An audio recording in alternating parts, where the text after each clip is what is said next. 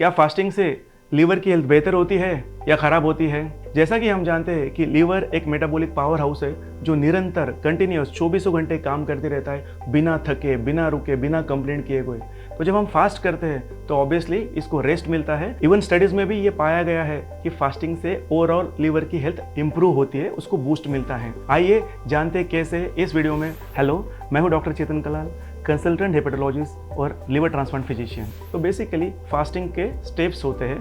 पहली स्टेप में मतलब पहले कुछ घंटों में जो ग्लाइकोजन स्टोर से, शुगर स्टोर से उसको ब्रेक डाउन किया जाता है और एनर्जी और शुगर बनाई जाती है। तो याद रखिए, फास्टिंग करने से शुगर कम नहीं होती है हेल्दी इंडिविजुअल्स में।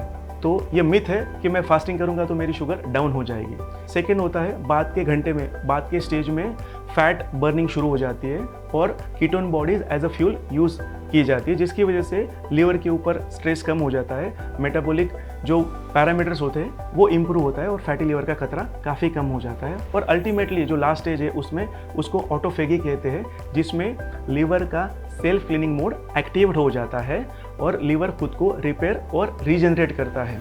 तो ऑन द होल फास्टिंग की वजह से बहुत पॉजिटिव इफेक्ट्स होते हैं लीवर के ऊपर, जैसे कि लीवर के ऊपर मेटाबॉलिक स्ट्रेस कम होता है, जिसकी वजह से इन्फ्लेमेशन कम होता है, फैटी लीवर का खतरा कम होता है और ओवरऑल लीवर की और इनफैक्ट ओवरऑल मेटाबॉलिक हेल्थ भी अच्छी होती है।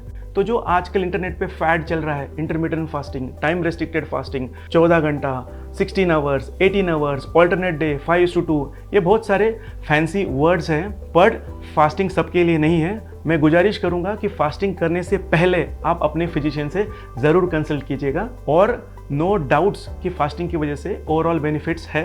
तो फास्टिंग एक पावरफुल टूल हो सकता है अगर हम सही तरह से इस्तेमाल करें। जाते जाते यही कहना चाहूँगा कि fasting is not starvation but it is a structure eating for better healing. Thank you.